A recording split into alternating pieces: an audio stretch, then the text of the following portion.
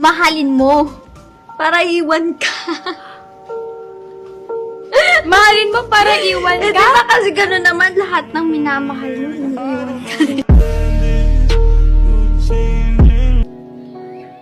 Minsan sa buhay natin,